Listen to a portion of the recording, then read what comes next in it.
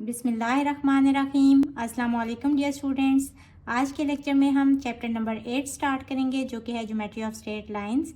सबसे पहले आपको बताती चलूँ कि ग्रेडियंट क्या होता है। सपोज ये है एक लाइन कोऑर्डिनेट प्लेन में, ये वाला पॉइंट है ए और इसके कोऑर्डिनेट्स हैं x1 y1, और सपोज ये पॉइंट है बी और इसके कोऑर्डिनेट्स हैं x2 y2। तो स्लोप ऑफ द लाइन हम कैसे निकालते हैं? स्लोप ऑफ अ लाइन हम इसको ग्रेडियंट भी कहते हैं और इसको हम m से डिनोट करते हैं। अब सपोज देखें x एक्सिस के लॉन्ग अगर ये पॉइंट इस जगह पे आ रहा है तो ये लाइन बनेगी, और y एक्सिस के लॉन्ग ये लाइन बनेगी। ये y एक्सिस के पैरेलल लाइन है और ये x एक्सिस के पैरेलल लाइन है। तो स्लोप कैसे फाइंड करते हैं? सपोज ये एंगल जो है ये थीटा है, तो स्लोप m इक्वल होते हैं tan थीटा के। tan theta those people brave means equal होते हैं परपेंडिकुलर ओवर बेस के। अब यहाँ परपेंडिकुलर क्या है? ये देखें यहाँ से यहाँ तक ये राइज हो रहा है और यहाँ से यहाँ तक इसको हम रन कहेंगे, तो स्लोप इक्वल आ जाएगी राइज ओवर रन के, यानी कि y ओवर x के। अब देखें अगर हम कोऑर्डिनेट्स की बात करें और ये वाला पॉइंट b ले लें तो ये क्या हो जाएगा y2 minus y1 over x2 minus x1। तो हम स्लोप ऑफ द लाइन कैसे कैलकुलेट कर सकते हैं? दो कोऑर्डिनेट्स होंगे हमारे पास, तो हम y2 में से y1 माइनस कर देंगे और डिवाइडेड बाय फिर x2 में से x1 माइनस कर देंगे। आप ये वाला पॉइंट भी पहले ले सकते हैं। अगर आप इसके कोऑर्डिनेट्स लिख रहे हैं y1 माइनस y2, तो नीचे भी आप लिखेंगे x1 माइनस x2। आप ऐसे नहीं कर सकते कि ऊपर आप ले रहे हैं y1 माइनस y2 मीन्स कि आपने पहले इसके कोऑर्डिनेट्स लिए, बट जब आप x के कोऑर्डिनेट्स ले रहे हो तो आप इसके पहले ले लें और इसके बाद में, तो ऐसे नहीं हो सकता। इस तरह आपका आंसर गलत आ जाएगा। अब अगर हमें थीटा गिवन है और हमने slope of the line find करनी है तो हम ये वाला फार्मूला यूज़ करेंगे, और अगर हमारे पास कोऑर्डिनेट्स गिवन है दो पॉइंट्स के और हमने स्लोप फाइंड करनी है तो हम ये वाला फार्मूला यूज़ करेंगे। अब यहाँ थीटा क्या है? इसको कहते हैं इंक्लिनेशन ऑफ द लाइन। अब अगर हमें m की वैल्यू यानी कि स्लोप गिवन है, सपोज स्लोप है 1, तो हम यहाँ से थीटा निकाल सकते हैं। 1 इक्वल्स टू tan थीटा हो जाएगा और यहाँ से आ जाएगा थीटा इक्वल्स टू tan, वहाँ जाके tan इनवर्स ऑफ 1। इसको कैलकुलेट करेंगे तो हमारे पास थीटा की वैल्यू आ जाएगी, यानी कि इंक्लिनेशन ऑफ द लाइन। तो चलिए स्टार्ट करते हैं exercise number 8.1। Question number 1 is find the gradient slope of the line whose inclination is. अब इंक्लिनेशन क्या होती है? थीटा, यानी कि इन क्वेश्चंस में थीटा की वैल्यू गिवन है 0 डिग्री और हमने स्लोप यानी कि ग्रेडियंट फाइंड करना है which is equals to m। हमें पता है कि स्लोप इक्वल होती है tan थीटा और यहाँ हम थीटा की वैल्यू लगा देंगे tan ऑफ 0। tan ऑफ 0 कितना होता है? 0। तो यहाँ स्लोप का आंसर आ गया 0। यहाँ थीटा की वैल्यू गिवन है 30 डिग्री। हमें पता है कि स्लोप इक्वल होती है tan थीटा और यहाँ थीटा की जगह पे हम 30 डिग्रीज लगा देंगे। हमें पता है कि tan 30 इक्वल होता है √3/3 और इसको कैलकुलेट करेंगे तो आंसर आ जाएगा 0.577। इसके थर्ड पार्ट में थीटा की वैल्यू गिवन है 60 डिग्री। हमें पता है कि स्लोप इक्वल होती है tan थीटा के और यहाँ हम थीटा की वैल्यू पुट कर लेंगे 60 डिग्रीज। तो tan ऑफ 60 डिग्री कितना होता है? √3 which is equals to 1.732। Question number 1 के फोर्थ पार्ट में थीटा की वैल्यू गिवन है 90 डिग्री। स्लोप इक्वल होता है tan ऑफ थीटा। थीटा की वैल्यूज पुट कर देंगे और हमें पता है कि tan ऑफ 90 कितना होता है? Undefined. So this is our answer. इसके फिफ्थ पार्ट में थीटा की वैल्यू गिवन है 120 डिग्री। फार्मूला लगाएंगे m equals to tan theta and theta equals to 120 degree put कर देंगे।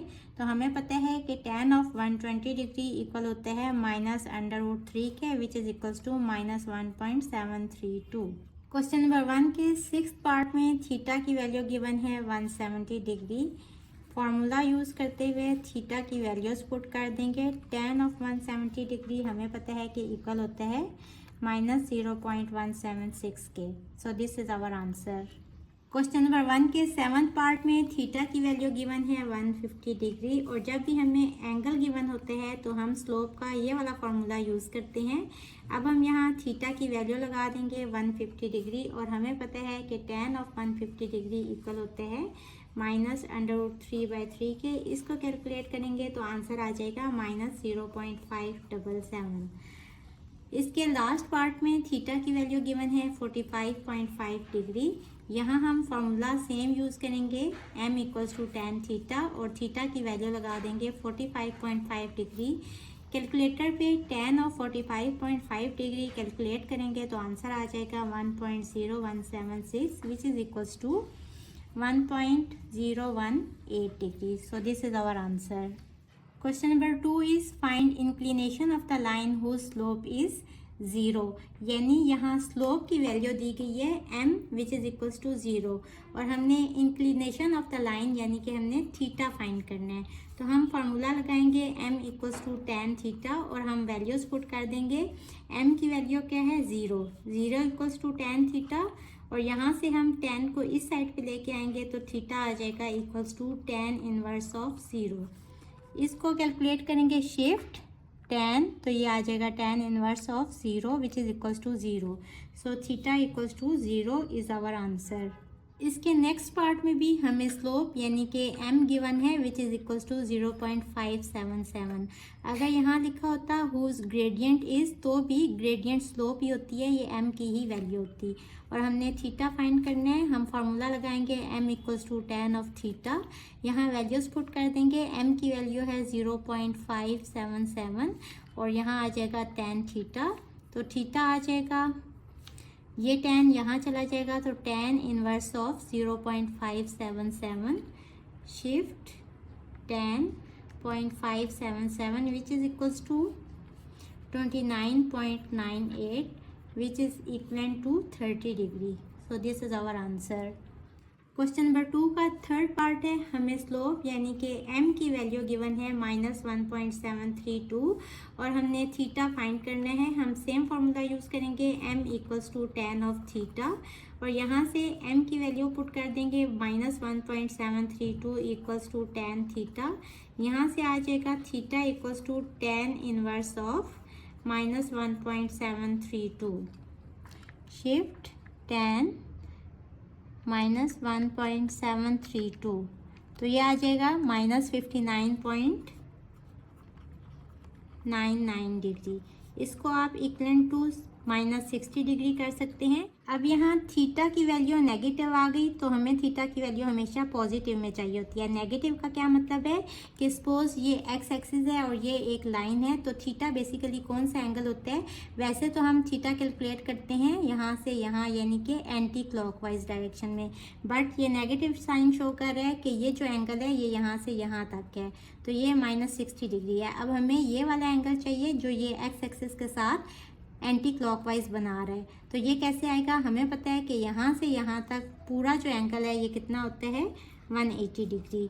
तो 180 में से हम ये वाला माइनस कर देंगे तो ये वाला एंगल आ जाएगा 180 - 60 degree which is equals to 120 degree. So ये थीटा यानी कि इंक्लिनेशन ऑफ द लाइन का आंसर आ गया। नेक्स्ट पार्ट में हमें स्लोप की वैल्यू गिवन है -0.364।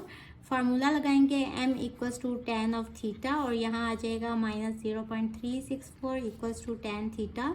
हमें इंक्लिनेशन ऑफ द लाइन यानी कि थीटा की वैल्यू चाहिए which is equals to tan inverse of -0.364 shift tan -0.364 equals to -20 degree. अब देखें यहाँ माइनस में हमारे पास थीटा की वैल्यू आ रही है तो हमें इसको पॉजिटिव करने के लिए क्या करना पड़ेगा, ये भी अगर ये लाइन है तो एंगल ये वाला आ रहा है और हमें कौन सा एंगल चाहिए, ये वाला एंगल चाहिए। तो ये पूरा कितना है 180, तो 180 में से ये 20 डिग्री हम माइनस कर देंगे तो ये वाला एंगल आ जाएगा।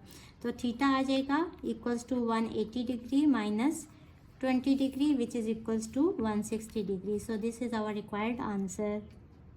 Question number 3 is find gradient and inclination of the lines joining A of 2 6 B of 5 8। अब दो पॉइंट्स हैं, इनको एक लाइन ज्वाइन करी है, हमने इसका ग्रेडियंट यानी कि स्लोप m फाइंड करनी है और इंक्लिनेशन ऑफ द लाइन यानी कि थीटा भी फाइंड करना है। हमें पता है कि जब हमारे पास कोऑर्डिनेट्स गिवन हो तो हम स्लोप कैसे फाइंड करते हैं, ये वाला फॉर्मूला यूज़ करते हैं। और यहाँ ये कोऑर्डिनेट्स हैं x1 y1 और ये वाले कोऑर्डिनेट्स हैं x2 y2। वैल्यूज पुट करेंगे y2 minus y1 8 minus 6 over x2 minus x1 5 minus 2, ये हो जाएगा इक्वल टू 2 ओवर 3। तो स्लोप हमारे पास आ गई 2 ओवर 3। अब हमें चाहिए इंक्लिनेशन ऑफ द लाइन यानी कि थीटा। तो हमें पता है कि m इक्वल होता है tan ऑफ थीटा और यहाँ हम m की ये वाली वैल्यू पुट कर देंगे तो 2 ओवर 3 इक्वल हो जाएगा tan थीटा और यहाँ से थीटा आ जाएगा, tan इस साइड पे जाएगा तो tan इनवर्स ऑफ 2/3। इसको कैसे कैलकुलेट करेंगे, 2 डिवाइडेड बाई 3 इक्वल्स टू 0.667 कर लें और shift tan inverse answer equals to 33.69 degree. So ये थीटा की वैल्यू आ गई। This is our answer. Question number 3 के सेकंड पार्ट में हमें C और D पॉइंट के कोऑर्डिनेट्स गिवन है और जब हमें कोऑर्डिनेट्स गिवन हो तो हम स्लोप कैसे फाइंड करते हैं, y2 minus y1 over x2 minus x1। ये कोऑर्डिनेट्स हैं x1 y1 और ये वाले हैं x2 y2। वैल्यूज पुट कर देंगे, y2 है -3 फार्मूले का माइनस और y1 है 4 डिवाइडेड बाय x2 है 1 माइनस फार्मूले का और x1 है -2। इसको सॉल्व करेंगे, -3 माइनस 4 इज़ -7 और 1 माइनस माइनस प्लस 1 + 2 इज़ 3 तो -7/3 स्लोप आ गई। अब हमें चाहिए इंक्लिनेशन ऑफ लाइन यानी कि थीटा। हमें पता है tan थीटा इक्वल होता है स्लोप के यानी कि m के। यहाँ m की वैल्यू लगा देंगे और यहाँ से थीटा आ जाएगा tan inverse of -7/3। -7 divided by 3 equals to -2.33। Shift और tan प्रेस करेंगे तो tan इनवर्स आ जाएगा, आंसर इक्वल्स टू -66.8 डिग्री और ये इक्वलेंट है -67 डिग्रीज के। अब देखें थीटा की वैल्यू नेगेटिव आ गई, इसको पॉजिटिव करने के लिए हम क्या करेंगे, 180 में से इसको माइनस कर देंगे तो हमारे पास थीटा की वैल्यू आ जाएगी 113 degree. So this is our answer. Question number 3 का लास्ट पार्ट है, E और F पॉइंट्स के कोऑर्डिनेट्स गिवन है। यहाँ ये वाले कोऑर्डिनेट्स हैं x1 y1 और ये वाले हैं x2 y2। y2 है -3 फार्मूले का माइनस और y1 है -2। x2 है -2 फार्मूले का माइनस और x1 है 5। सॉल्व कर लेंगे, -3 माइनस माइनस +2 -3 + 2 इज़ -1 और -2 - 5 इज़ -7। माइनस माइनस प्लस हो जाता है या इन अदर वर्ड्स ये कैंसिल हो जाएंगे तो यहाँ स्लोप की वैल्यू आ जाएगी 1/7। अब हमें थीटा की वैल्यू चाहिए यानी इंक्लिनेशन ऑफ द लाइन। हमें पता है कि स्लोप इक्वल होती है tan थीटा के। यहाँ स्लोप की वैल्यू लगा देंगे 1/7 इक्वल्स टू tan थीटा और यहाँ से हमारे पास थीटा आ जाएगा, ये tan यहाँ आके tan इनवर्स हो जाएगा, tan inverse of 1/7। 1 divided by 7 equals to 0.142।